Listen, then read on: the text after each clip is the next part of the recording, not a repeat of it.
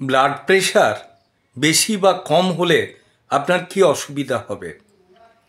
Blood pressure এমন একটা জিনিস যেটা হৃৎপিণ্ডের থেকে যে রক্ত পাম্প হচ্ছে সেটার কতভাবে চলছে, তার সিস্টোলিক উপরেরটা নিচেরটা ডায়াস্টোলিক প্রেশার নির্দিষ্ট করা থাকে।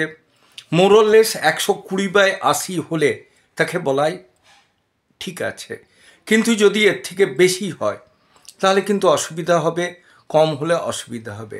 বেশি হবার কারণ কি?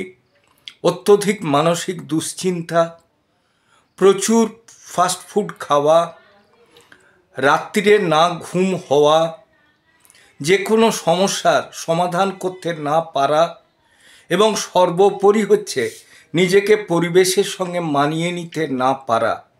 এই সবগুলো যদি ঘটতে থাকে তাহলে কিন্তু প্রেশার বাড়তে পারে। আবার কমের কারণ কি?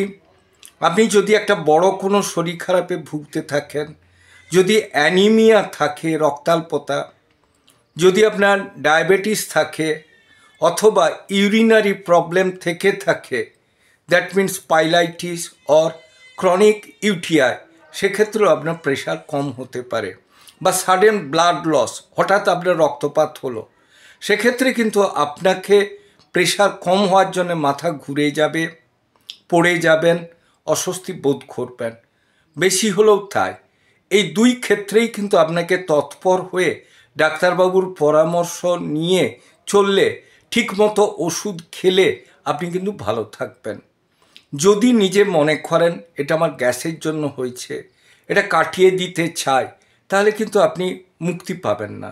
কাজে আপনাকে সঠিকভাবে ডাক্তারের সঙ্গে যোগাযোগ করে ঠিক মাত্রায় ওষুধ খেলে আপনি কিন্তু প্রেশার ফ্লাকচুয়েশন, দ্যাট মিন্স বেড়ে যাওয়া বা কমে যাওয়ার থেকে রেহাই পাবেন।